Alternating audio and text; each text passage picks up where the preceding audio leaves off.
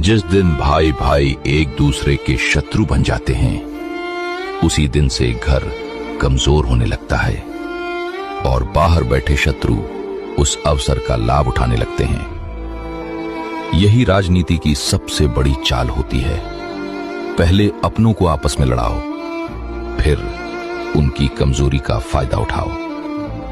धन का नुकसान फिर भी पूरा हो सकता है, लेकिन टूटा हुआ भाईचारा पीढ़ियां बीत जाने पर भी पहले जैसा नहीं हो पाता।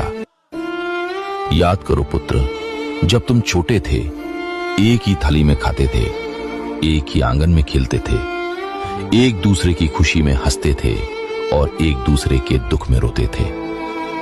फिर ऐसा क्या हुआ कि बड़े होते होते प्रेम छोटा पड़ गया और स्वार्थ बड़ा हो गया।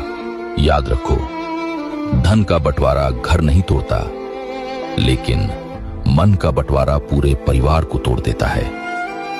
अहंकार पहले मुस्कान छीनता है, फिर अपनापन और अंत में पूरा परिवार। यदि तुम्हारा भाई गलती करे तो उसे समझाओ, ठुकराओ मत।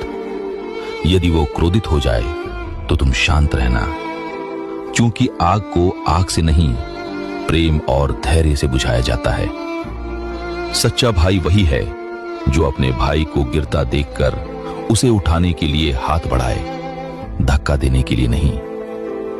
याद रखो पुत्र, दुनिया तुम्हारी सफलता पर ताली बजाएगी, लेकिन कठिन समय में सबसे पहले तुम्हारा भाई ही तुम्हारे साथ खड़ा मिलेगा। इसलिए किसी तीसरे की बातों में आकर अपने ही भाई से दूरी मत बना लेना। समय बहुत शक्तिशाली है। आज जो भाई तुम्हारे साथ चल रहा है, एक दिन उसकी यादें ही साथ रह जाएंगी। तब पछताने से कुछ नहीं मिलेगा।